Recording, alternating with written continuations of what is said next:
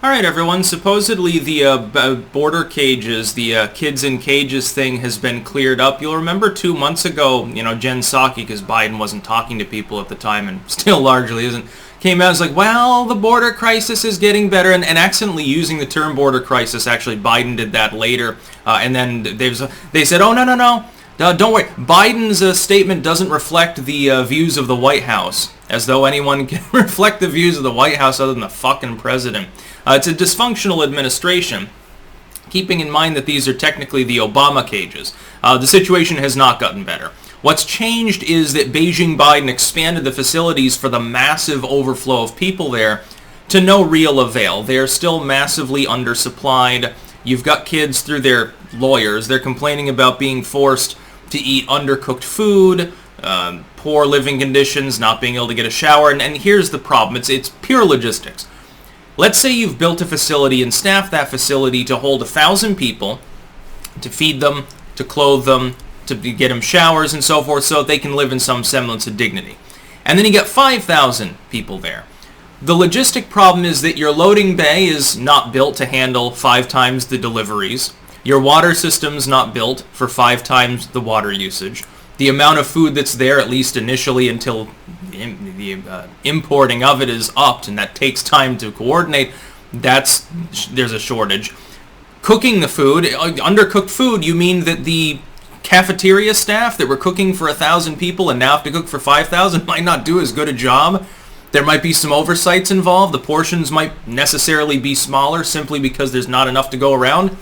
Oh, who would have possibly thought that would be a thing now, right? And this is, consider this, this is several months after expanding multiple facilities.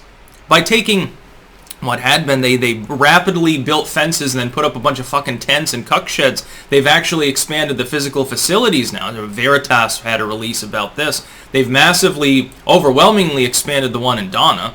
And that's just the biggest example. And they're still in overflow mode. It's like, but instead of it being 1,600% capacity, it's only 400% capacity. So somehow there aren't problems. If this happened in the U.S. prison system, if a U.S. prison was at 1,600% capacity, it makes the nightly news. And by the way, I don't think that that's ever happened. Usually we start hearing complaints if they're over capacity and all. By the way, this is a human rights violation. You're taking some, Manny the murderer still does have human rights. You may say, well, he killed someone, so fuck it. Well, the Constitution still broadly applies. You can't just take people, and that's with prisoners. This is with felons and shit. You got a bunch of rapists and murderers and car thieves and stuff. Even in their case, if they were in a facility that was being run in this poor of a condition, number one, you might expect a prison riot or multiple hunger strikes. CNN would condemn it. MSNBC would call it the trouble of our times and talk about how we need to do more to help people and the people are falling through the cracks. We're creating intergenerational crime because we're showing these people they don't matter and fluff stuff like this.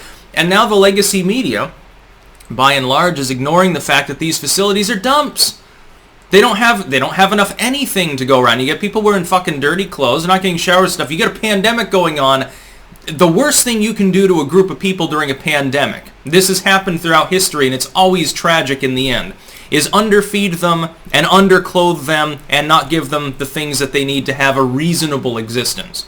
Now, there's a real easy solution to this. Fucking deport everybody. They are illegally in the United States. Most of these people are not legitimately claiming asylum. We have a safe third country now set up. We've got an agreement so that nobody south of, if I remember correctly, Honduras or Guatemala should come into the country.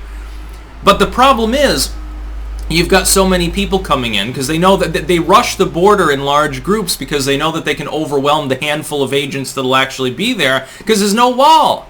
We stopped constructing it. Biden stopped constructing the final touches on just the expansion of the existing border barrier, then did a 180, pissing off the leftists in the process, without sealing the rest of the gaps, despite continuing to confiscate people's land, pissing off Biden voters. The dysfunction is complete. You couldn't get more dysfunctional than the current border situation. I loved when he tried to blame Trump. Well, Corn Pop handed us a real bad mess at the border. There was no mess at the border. Border crossings had shrunk to a trickle. And because, ICE was actually able to do its job and didn't have to catch and release, things were going along smoothly. This is Biden's border problem. Obama built the cages. Biden failed to even implement the goddamn cages. Under Trump, the cages largely weren't even necessary because people got the sense, it was definitely optics, it's psychological more than pragmatic. They got the idea, hey, if we charge over the border, if we get to the border, we're going to be stopped. Maybe we're going to get kicked back across the border. So there's no reason to try to cross. They were just waiting there. They started amassing on the border the second that they thought that Joe Biden had a chance to win his asterisk administration fair and square, honk honk. They waited there and amassed in larger numbers. And Biden, instead of doing what a sane person would do and say, hey, no, I am going to deport you, so don't get any ideas, go back to your homes, he waited. He waited until it was already a catastrophic mess and the border facilities were completely overrun. Right now in Texas, which has one of the more well-defended southern border systems now that Trump got, 50 to 100 miles of new barrier plus a bunch of retrofitting near the Rio Grande Valley. One of the most overrun areas. The people down there can't keep up. They're like, we're so busy processing asylum applications, most of which are bullshit because, again, of the law, the Safe Third Country rules. Half of those will be rejected. Probably a lot more than half, and that's under Biden, keep that in mind. That's under relaxed rules with regards to these things. We're so busy doing that, we don't have the manpower to actually deport anyone, or to even to capture them. They come across the border, they disappear into some community, and that's the last we hear of them. They're not documented in any way, shape, or form.